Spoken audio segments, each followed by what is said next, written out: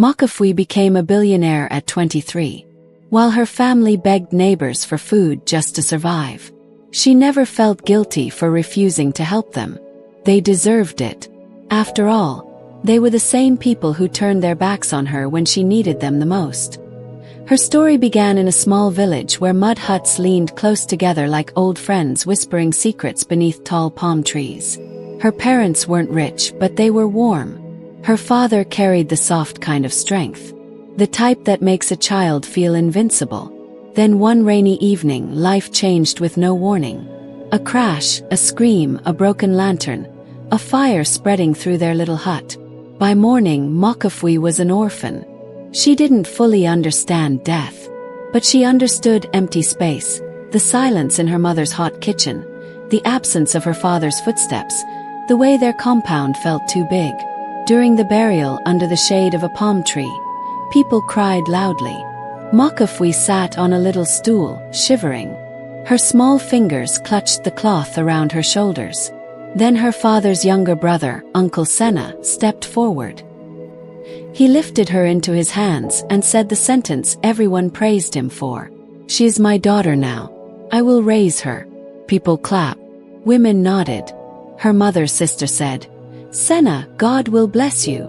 Makafui hugged his neck. She wanted to believe her nightmare was ending. And for a few months it looked like it would. When Makafui moved into their family hut, she felt like she'd stepped into a bigger world. Her uncle's wife, Auntie Zifa, braided her head gently. Her cousins, Mawuko, Ajo, and little Selassie, welcomed her like a new friend. She got a small corner in the hut to sleep in, a uniform for school, even a second-hand backpack that Mawuko had outgrown. She smiled without forcing it. She ate 3 times a day. She wasn't shouted at. She wasn't stared at with pity. For a moment she thought, God didn't leave me completely alone. She washed plates, swept the sandy compound, fetched water from the village stream.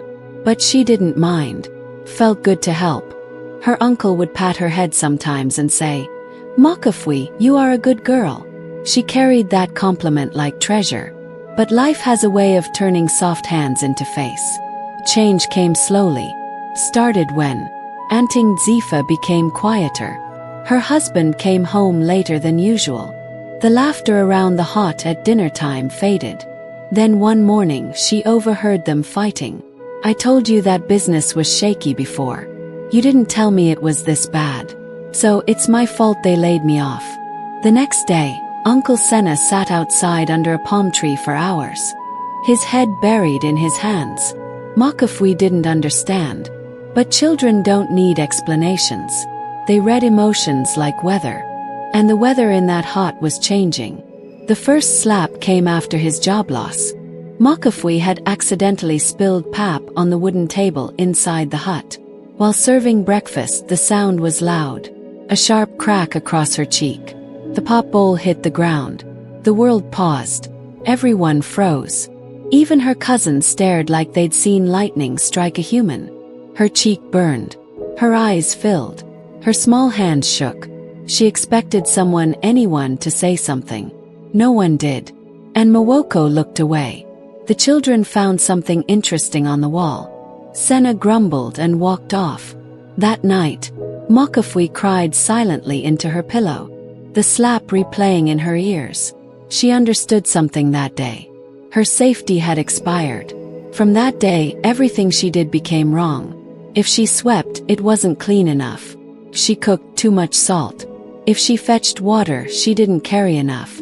Her uncle's anger was unpredictable. It came like thunder on a clear day. Sometimes he beat her. Sometimes he insulted her. Sometimes he locked her out in the compound at night beside the kitchen hut. Sometimes he didn't let her eat with the family. Auntie Zifa pretended not to see. Her cousins avoided her or joined in mocking her because children copy adults like mirrors. She learned to walk small, to breathe quietly, to drop her eyes, to speak only when asked. She wasn't living anymore. She was surviving. But the worst part wasn't the beatings. It wasn't even the hunger. It wasn't even the loneliness. It was when the so-called men of God entered the picture. Desperation is a blessing to fake prophets. They sniff it out like vultures smell death. When Senna's joblessness dragged for months, he began visiting churches, small village prayer huts, loud fellowships, strange deliverance gatherings under palm tree. One prophet touched his forehead dramatically and said, "I see chains. Chains on your finances." Senna shouted, break it, man of God." Another prophet said, "There is a demon eating your destiny." Third whispered, "Someone close to you. Very close is the witch behind your downfall." Senna's eyes widened. "Who?" "My wife, my children." The prophet shook his head slowly. "No, the girl, the orphan girl, the one living in your heart." Silence. Senna swallowed hard. Something in his face shifted into fear, into suspicion, into anger. The prophet leaned closer. "She is the reason you lost your job. She is the one blocking your blessings. She carries the spirit of witchcraft." Makafui was only 9, but that night, Senna stared at her like she was a curse that grew legs. From then on, he made her sleep by the kitchen hut. He stopped her from touching his children. He prayed against her instead of for good. He poured oil on her head and forced her to confess sin she didn't know existed. It wasn't discipline anymore. It was torture fueled by superstition. By the time Makafui turned 15, she had survived 6 years of emotional, physical, and spiritual abuse. Her body became a map of bruises. Her spirit became a wounded animal. Her heart became small and hidden. But she still endured until one Saturday morning. Senna woke up angry for no reason. Angry at life, angry at God, angry at failure, angry at himself.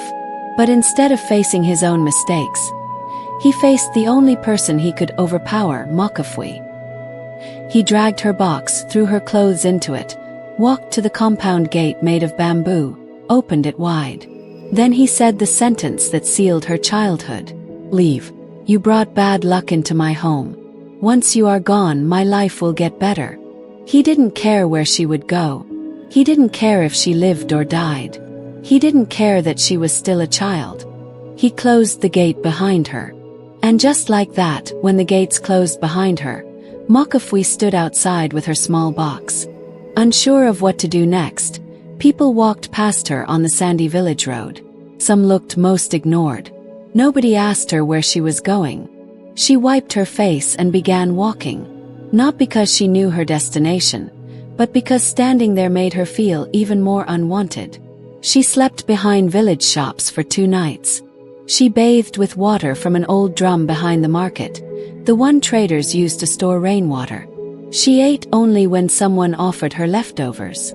She learned quickly that the world does not slow down for a child with nowhere to go. On the 3rd day, an older woman selling vegetables noticed her sitting beside the palm trees near the market. "Girl, why are you always here? Where's your family?" Makafui didn't tell the full story. She simply said, "My uncle said I shouldn't come back." The woman sighed heavily. She didn't have space in her mud hut. She already lived there with 4 children. But she let Makafui help her at the store. In exchange, Makafui got food.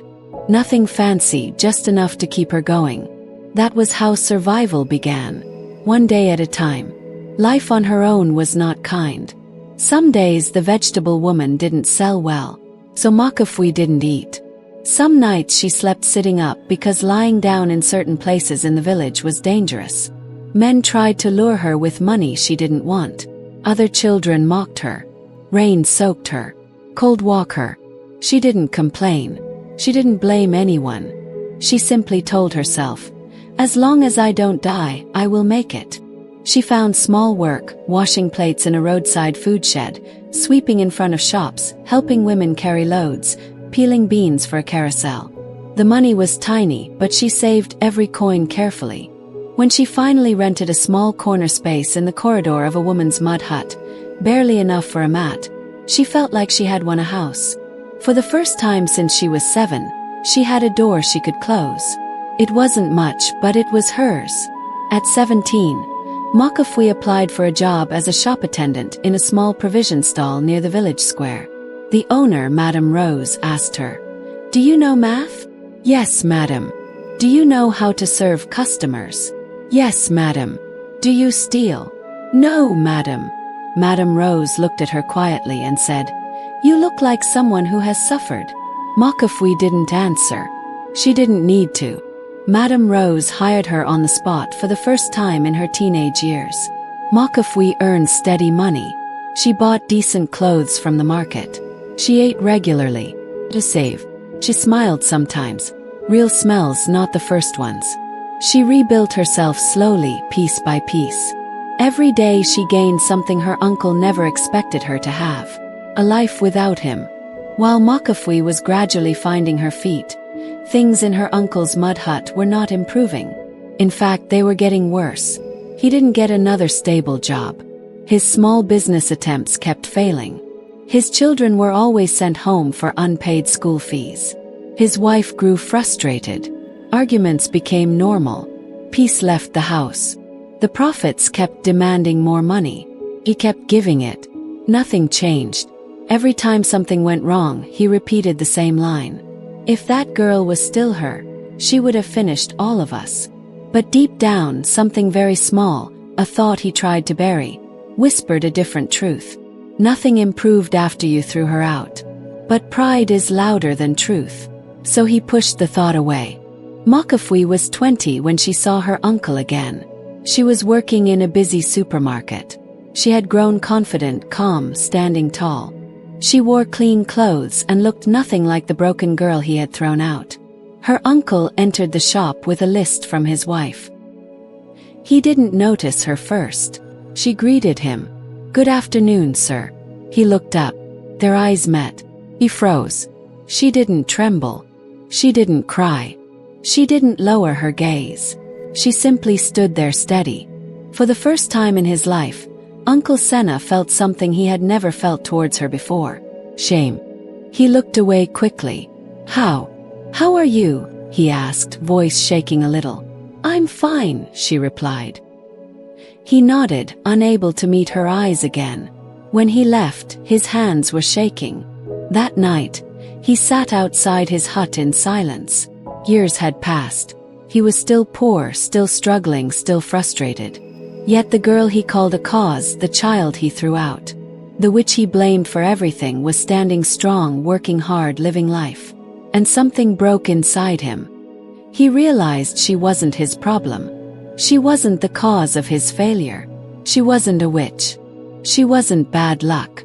She was just a child. He failed.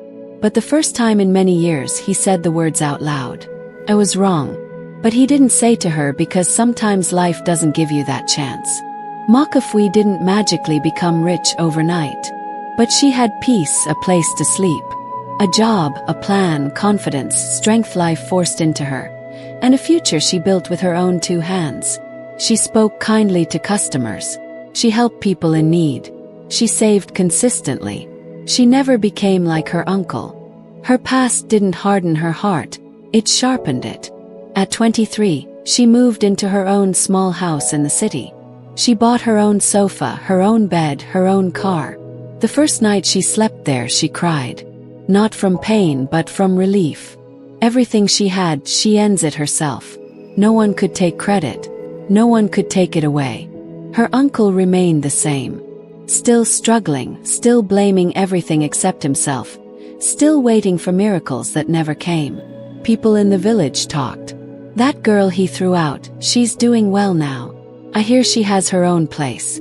She's even helping other people. Her wife heard it. His children had it. Senna had it too. And every time her name came up, something in his chest tightened. He didn't say sorry.